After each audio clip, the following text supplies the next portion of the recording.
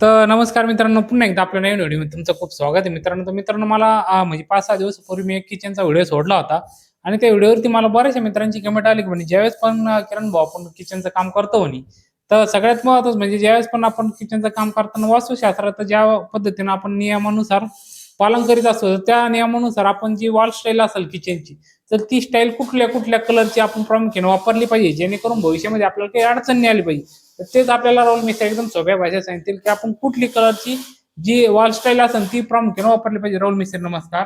नमस्कार. ज्यावेळेस आपण किचनची नियोजन करणार आहे त्याच वेळेस त्याच्यावाले नियोजन केलं पाहिजे की म्हणजे भविष्यात आपल्याला कुठल्याही प्रकारची अडचण आली नाही पाहिजे आणि 100% हा आपला किचन असन किंवा फरशी असन हे वास्तुशास्त्रात असलं पाहिजे. म्हणजे दैनंदिन जीवन ज्यावेळेस आपण राहायला येणार आहे तर त्याचे सुखरूप राहिलं पाहिजे. आपल्याला भविष्यात कुठलीही प्रकारची अडचण नाही आली पाहिजे. त्याचबरोबर राहायला प्रश्न आपण फरशी कोणत्या कलरची निवडली पाहिजे. सर्वात प्रथम ज्यावेळेस आपण वास्तुशास्त्राचा विचार जर केला आणि तो करायलाच पाहिजे म्हणजे भविष्यात आपलं जीवन हे सुखरूप गेलं पाहिजे, तो सर्वात प्रथम आपण ही व्हाईट कलरची फरशी निवडली पाहिजे. त्याच नंतर जर व्हाईट नसन आपल्याला आवडत तर तुम्ही आयव्हरी कलरची निवडली पाहिजे.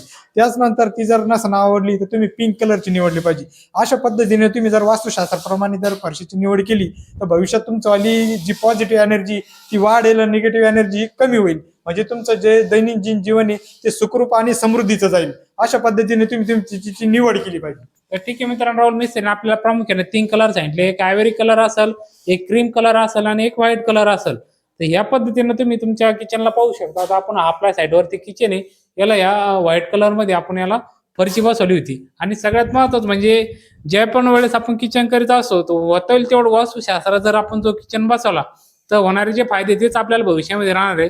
तर व्हिडिओ कसा वाटला ते पण मला नक्की सांगा मित्रांनो. आणि जेवढे पण नवीन घराची कामं चालू असेल, ज्यांची किचनची कामं चालू असेल, त्यांच्यापर्यंत आपला हा व्हिडिओ शेअर करायला विसरू नका मित्रांनो. आणि कसा वाटला ते पण सांगा मित्रांनो. धन्यवाद मित्रांनो.